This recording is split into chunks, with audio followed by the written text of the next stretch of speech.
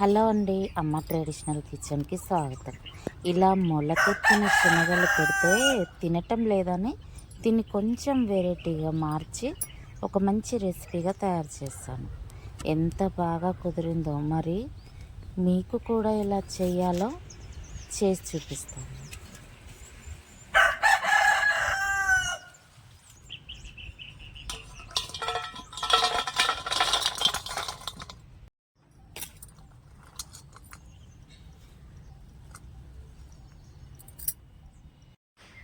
ముందు మనం మొలకల కోసం ఒక కప్పు శనగలు తీసుకొని అవి నిండా మునిగేలాగా నీళ్లు పోసి 2 నుంచి 3 గంటల పాటు నానబెట్టుకుందాం.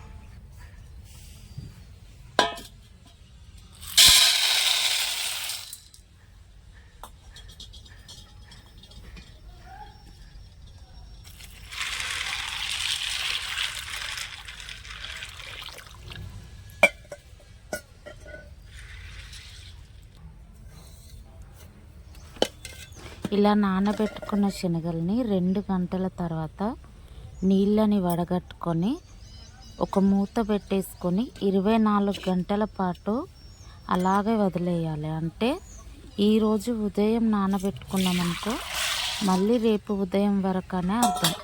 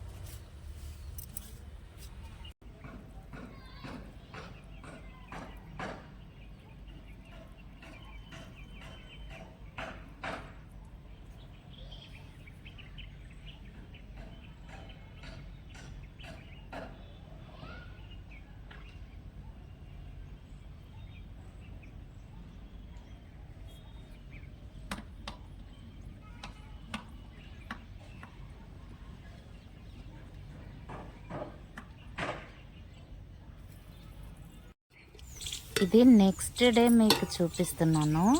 ఇలా 24 గంటల తర్వాత మూత తీసి చేస్తే శనగలన్నీ కూడా మొలకెత్తిపోతాయి, ఇలా కనబడతాయి. ఇప్పుడు వీటన్నిటిని వేరొక గిన్నెలోకి వేసేసుకుందాం.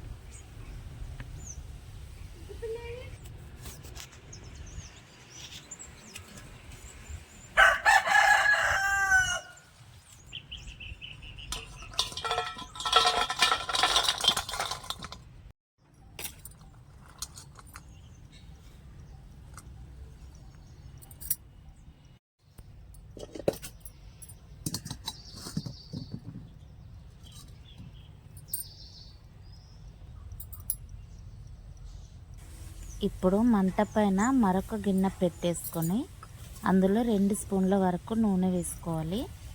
ఒకవేళ మీరు డైట్లో ఉన్నట్లయితే నూనెకి బదులుగా బటర్ను కూడా వేసుకోవచ్చు.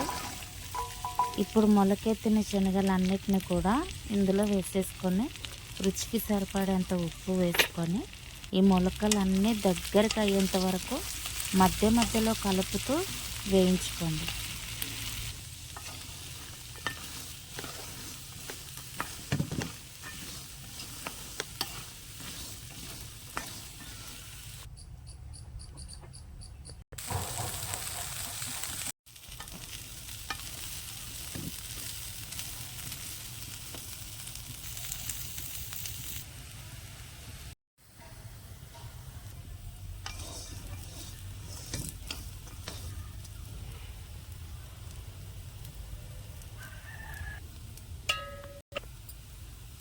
ఈ విధంగా శనగలన్నీ వేయించుకున్న తర్వాత చివరగా దీంట్లో కొంచెం కారం, 1/2 టీ స్పూన్ చాట్ మసాలా వేసుకొని ఒక్కసారి అలా కలిపేసుకొని వెంటనే కిందకి దింపేసుకోండి.